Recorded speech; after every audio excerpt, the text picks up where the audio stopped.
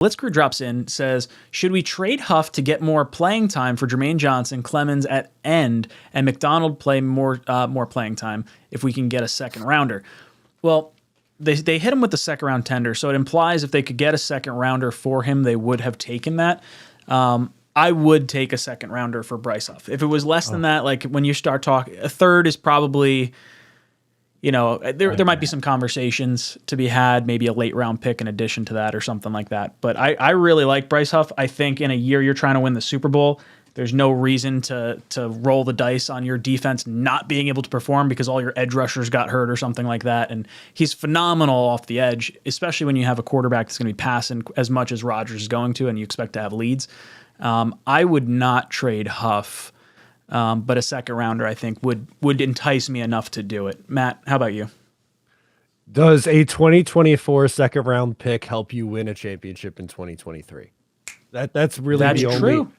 That's true. In a year when you're going for it, I want all the players who you currently have to try to push my chips to the table and go for it. Now, if you're going to throw a scenario where it's a player swap and you're getting someone who maybe you could start at safety or something else, that's a little bit of a different conversation, but I don't think it's realistic. I don't think anyone's swapping a starter for Bryce Huff, but he is the most efficient pass rusher that they have. Of qualified edge rushers, his win percentage is first in the NFL and his pressure percentage is second in the NFL. Now, he only played 20% of the snaps. I'm not saying he's got to play 70 because he can't play against the run, but there's no reason this guy can't be playing 35, 40% of the snaps and give you 7 sacks as a rotational player. I think you put him in on second and third and long and just let him get after the quarterback.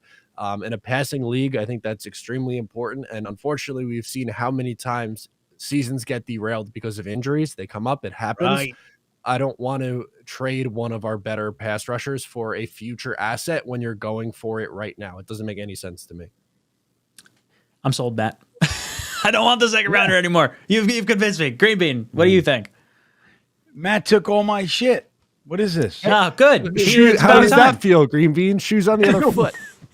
It's a weird feeling. I don't know how Which to feel foot would right you now. be, Matt? If you had to be a right foot or left foot? I'm a righty in real life, so I would think righty. But if Green Bean's also a righty, then that, I don't know. You would take the left for me? That's very nice. He would take the left for you. See? Look at that. Amazing. What a guy. Yeah. Oh, I've never been so touched. This is amazing. What a night. I agree with Matt. I was going to say similar things. I will just reiterate in my own way. I would not take anything for Bryce Huff right now. And like he said, you know, a second round pick doesn't help you win a championship this year. But I think even more so, have we not been watching the Jets for the past 20 years, Blitz Crew, or at least the last 10?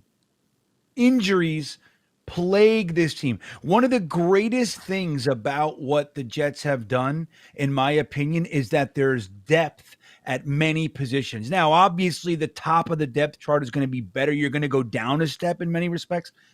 But, dude, there's depth all over the place. Like, if a starter goes down, you're not trotting out some guy who was an undrafted free agent, as your second stringer. You know, he was, last week he was on the street, as soon as one guy goes down. So the idea that you want to trade Huff to get guys more playing time, I understand that. Like, we're a little bit clogged. But man, oh man, I'd rather have this rotation continue and have all these guys play a little bit less and be fresh than the idea that we trade Huff, JJ goes down, and now Michael Clemens is it. And then who do we got after him? It's Michael Clemens and Carl Lawson, or McDonald rotating in. But then it's like, all right, well, what happens now? Now they're playing, 80% of the snaps or what have you. Now we're moving back JFM over. It's like it's a whole different thing. So I think keep it going with what you have. Depth is good, rotation is good. And let's just go that way. I wouldn't do it. Plus, I happen to love Huff. I think he's a stud. Now, I guess the one hiccup that I would throw in there is, what if you traded Huff, let's say it's for a second rounder and that second rounder gets flipped for a player at a position of need. Like, you don't necessarily have to use that second rounder for the draft. It could be, there could be wheeling and dealing with those assets, or even Huff for a player at a position of need. I saw in the chat, I don't know where it went, but someone was saying maybe for like Kevin Byard. Oh, Connor said it in the chat. Hypothetically, if there was a trade including Kevin Byard for Bryce Huff, not realistic, but would you do it? Not necessarily because he's a 30-year-old, safety, but I think the question could still stand. Matt, is there a position that you would deem valuable enough to trade Bryce Huff? I think safety would be the answer, but I just don't know which guy you're flipping one for one for, or however you want to structure the deal. And I hear what you're saying too on the flip him for a second and then flip that second for someone else. I just don't know at this point in the offseason if there was a trade, like who has a second round value that you could trade for that's actually going to get acquired. Like, I don't know. Everyone thought someone was going to trade for Dalvin Cook. He gets cut. DeAndre Hopkins gets cut. Like, at this point, guys are getting cut. They're not really getting traded for. So I don't know if there's really a deal in place for that to happen. Who knows? Stefan Diggs having a hard time up in Buffalo. Maybe him and his 150 targets for the last 3 years wants a say in the offense. Apparently, this guy's out of his friggin' mind. I don't know. What about you, Green Bean? Would you trade? Well, yeah. I mean, look, that's not what Blitz Crew asked, so that's why our answer. Okay, fine. I won't go into it. But since you've added these extra wrinkles, I still stay right where I am. I think it's hard to justify to me a more valuable position than the pass rush, than the edge.